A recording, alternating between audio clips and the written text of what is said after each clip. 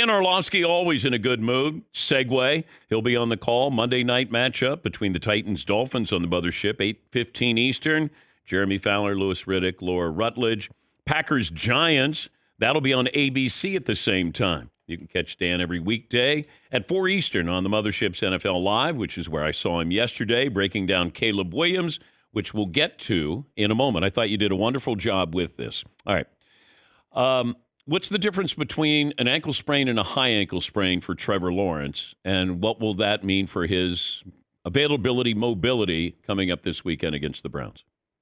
I think, first of all, it's which leg it's on is pretty big deal. I mean, it's on his right leg. So, Dan, I think two things that Trevor has done to ascend this year. One, he's made big boy throws down the field. That really wasn't like a significant part of his game in the first 2 years. And you can't do that a ton unless you're the ability to push off that right leg and drive the ball downfield. And then the second thing, he's used his legs to break teams back in big situations. That's the Patrick, that's the Josh Allens, that's the Lamars. And when you will 3 or 4 times a game run on 3rd and 8 for first down. So that's going to impact the two things that he's kind of taken steps in this year. If you go back, Patrick did it last year and, was able to survive, and then get it to a point where they had that break right before the Super Bowl to play his best.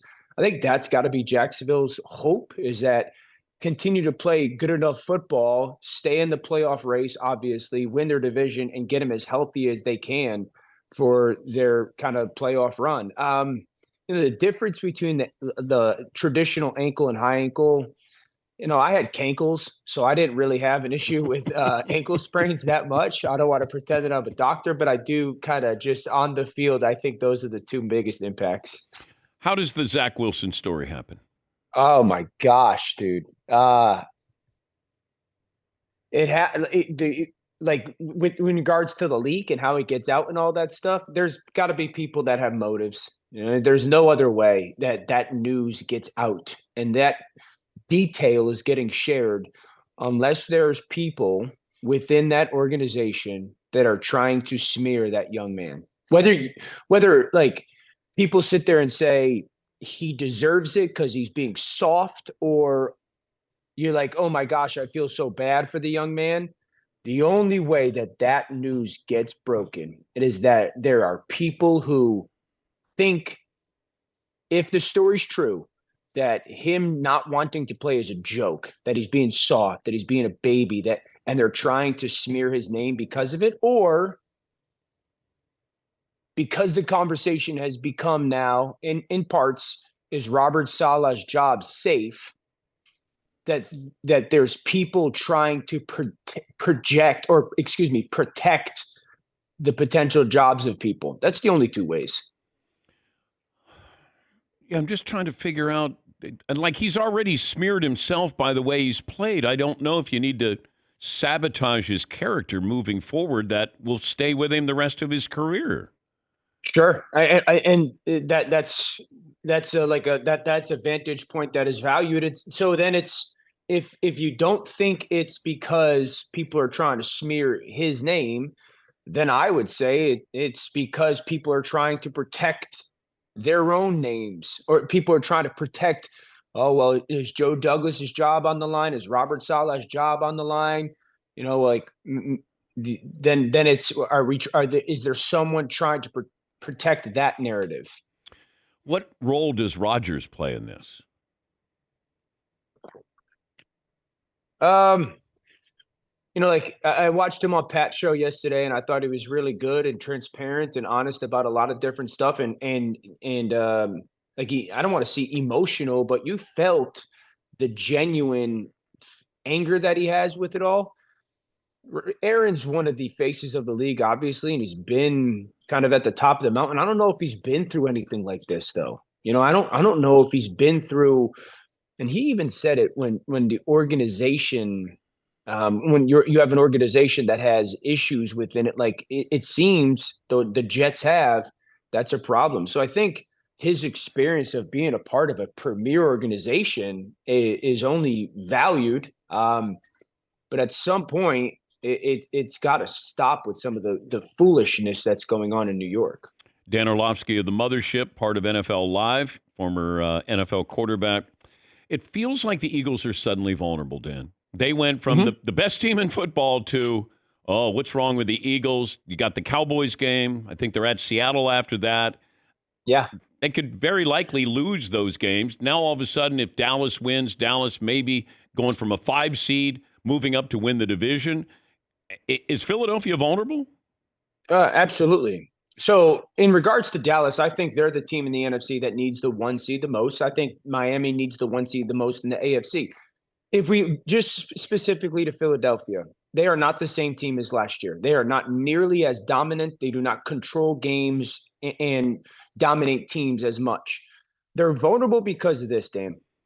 While they were still winning, it was because teams were allowing them to stay in the game by own self-inflicted wounds. And you have to give them credit. They were clutch. Like I remember a couple weeks ago, you just can't kill Jalen Hurts. If you allow Jalen to stay in the game, he's got that gene. Okay. Number one, offensive line wise, they are not dominating the line of scrimmage. We did a huge conversation yesterday on their offense and how they're seeing 2 safeties more than they have, and they're not like dominating. When you guys watch football, you hear everyone say, well, this offensive line, they're changing the line of scrimmage. They're not doing that right now. And is it because they're older? Is it because some guys have missed? I don't know. Jalen's not running as much. I think there's something more to the knee than is being led on. So they're not dominating the line of scrimmage on offense. I don't know if they know who they are identity-wise on offense. I think they've been good situationally, but identity-wise. And then defensively, when it comes to playing teams that are good offenses, they struggle in zone coverage because their linebackers aren't disciplined with their eyes, and they can't play man coverage because they don't have enough people. Their 3rd or 4th coverage guys aren't good. They're struggling in man. So yeah, they're vulnerable. Now they're 10-2. And if they go down and win this week, they're going to be the 1 seed. But in the context of they were the 2nd best team in football last year, they don't top to bottom look like the 2nd best team in football this year. Okay. But more likely to get back to the Super Bowl, Kansas City or Philadelphia? Kansas City. Okay. One, because I think if San Francisco plays their best, they're the best team in football. Again, back to Jalen's knee, I think that's a conversation for Philadelphia. Kansas City, I mean, the AFC playoff picture right now has me, you, my 2 sons playing quarterback for 4 teams. And so it's kind of this group of Miami, Kansas City, and Baltimore that at least we'll see what happens with Trevor Lawrence, but like that we feel really good about or most confident in. Am I concerned about Kansas City still with their mishaps on offense and the miscommunication between Patrick and the wide receivers and the tackles? Absolutely. That's no longer something that I can overlook. And if Miami gets the 1 seed, I do think that's a tall task to go and stop that offense down there. But I do think because of how good their defense is, they'll be in every game. I was watching yesterday when you broke down Caleb Williams, and I thought it was interesting because of what structure is in the NFL and what structure is or can be or lack of structure in college. And Caleb Williams, not going to play in the bowl game, which I have no problem with. But then you talked about, is he really 6'1"? I guess give a little bit of the Cliff Notes version of how you broke down Caleb yesterday. Yeah, I think it starts with this. He's listed at 6'1", 210. So what is his size actually? That's starting point. And the reason why I think that's going to matter for teams, and that's going to be, again, a preference thing, Dan.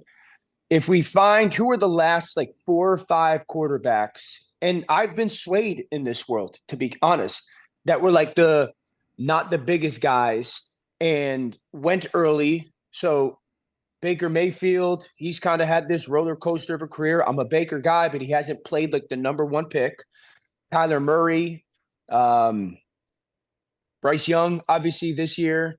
So some of the smaller stature guys, they haven't necessarily excelled. And I do think that there's some fair conversation because if you are a smaller guy, I think Kurt Warner talks about this all the time. you better be awesome in structure. You better be an absolute dude when it comes to like seeing it and throwing it and playing with the anticipation of ball placement. So Caleb's not the biggest person. Teams aren't going to like that. Drake May is massive. He is your prototype. Okay. And then I think when it comes to the out of structure, in structure conversation, number one, he's unbelievable out of structure. When the play isn't there on the field as we expect it to be on paper, and he's got to go make something out of nothing, he's awesome. He is Patrick Mahomes and Josh Allen and Lamar in that regard. He does that a lot. He does not do in structure often. And the reason why, or you start to ask yourself, well, why didn't he? One, was he asked to do it a lot in Lincoln's offense? Did Lincoln Riley demand it from him and stress it from him? Because look at C.J. Stroud. Ryan Day demands that of his quarterbacks in college. Well, watch C.J. Stroud in structure right now. He's unbelievable.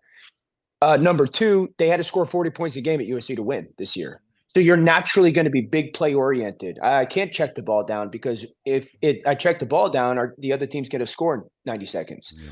And then three, he's probably one of the best athletes on the field every time. So you naturally lean into that. So I just think that there's going to be there's going to be teams that are sitting there going, how much can we get this young man to play in structure on a consistent basis? Because we're seeing that, Dan, and I know I'm going here, but we're seeing that be demanded of quarterbacks to be good in the NFL more now than we did 5 or 6 years ago. We just are with the style of defense.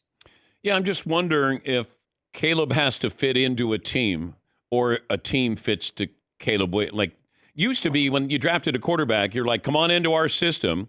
Now it feels like teams are saying, we're going to adapt to your system.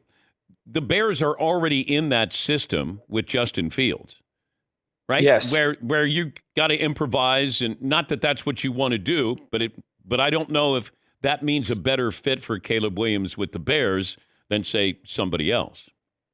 Yeah, so first of all, if you take Caleb Williams, you absolutely build around what he's tremendous at.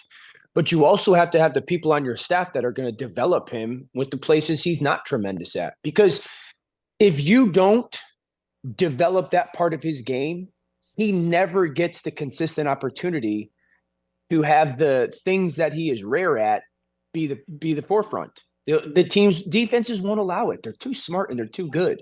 And in regards to Chicago, obviously the conversation is going to be, is that the coaching staff that's going to be there and having that decision? Is Ryan Poles, their general manager, going to say, hey, didn't necessarily develop Justin the way I wanted, so to speak. So if they move on from Justin and that coaching staff, then who's the people that get to steward if it's Caleb or a Drake May, with that first pick? But 100%, you build around his skill set if he's your pick.